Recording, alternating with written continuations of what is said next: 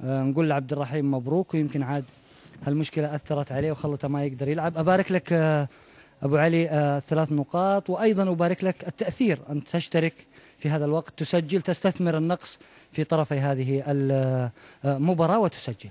أول الحمد لله رب العالمين، 3 نقاط كانت صعبة، مباراة كانت صعبة أمام شقيقنا النادي الأهلي. أول حاجة أنا أهدي الفوز هذا لزوجتي ومراهب، دائما وقفت معايا صراحة الفترات السابقة، وهذا الهدف تحديدا أنا أهديه إياه. بالنسبة للمجريات المباراة، الكل يعرف المباراة كانت جدا صعبة رغم طرد الحارس، لكن الحمد لله تجاوزناها بالعزيمة، بالإصرار، بالجهد، بالروح، بالعزيمة داخل الملعب، بالجماعية. قدرنا احنا يعني نقدر نخرج من مأزق هذه المباراة، و3 نقاط كانت جدا مهمة لنا. كنت أشوف أشياء، وخلينا نقرب عشان الجماعة يجون من الخلف، لا من هنا نقرب شوي. هنا أبو علي تعب زميلنا المصور. كنت أشوف في المباراة جزئيات يمكن حتى الكاميرا ما تقدر تصيدها أحيانا. خروج محمد نور، المدرب يقبل رأسه في الخروج. عبد الرحيم جزاوي زعلان لما ما نزل وطالع مستعجل. الكل كان واقف مع محمد السهلاوي. في جزئيات كانت تلعب عليها المباراة. إيش الجزئيات اللي كانت داخل الملعب؟ هي زي ما تفضلت، هذه ندلدل على الفريق الروح الواحد،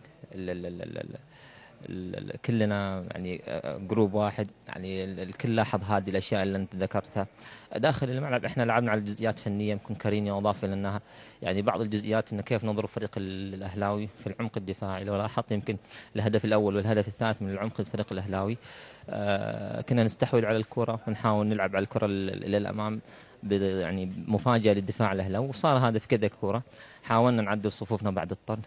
كارينيو زي ما تفضل، يمكن ظروف المباراة ما ساعد الكابتن محمد نور، كان يعني ماسك المباراة محمد نور بداية أول 8 دقائق، لكن يرجع ويقولنا هذه هي ظروف المباريات أحيانا، لكن كيف تتغلب على الظروف، هذا هو الفريق البطل، إنه تقدر تخرج من مآزق زي هذه. لو قلنا للزملاء في الاستوديو التحليلي يمكن لهم وجهة نظر، إنه في الأهلي طرد وفي النصر طرد، لكن النصر استغل هذا الطرد ولم يستغله الأهلي. شرحت لي النصر كيف، الأهلي ليش ما استغله؟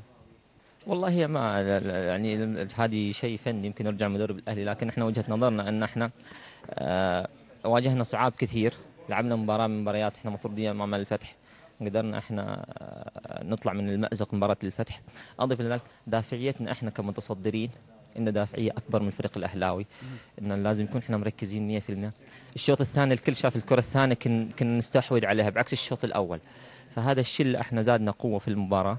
واعتقد ان الفريق اللي قاعد يبحث عن البطولة لازم يكون يركز على الجزئيات بسيطة، واليوم احنا ركزنا على هذا الشيء. دافعيتنا وهدفنا في البطولة يختلف عن هدف الفريق الأهلاوي. خلينا نكون صريحين، اليوم احنا متصدرين، كان الأهلي يحاول يعيقنا، لكن احنا كنا مركزين، ارجع اقول لك خاصة في الشوط الثاني.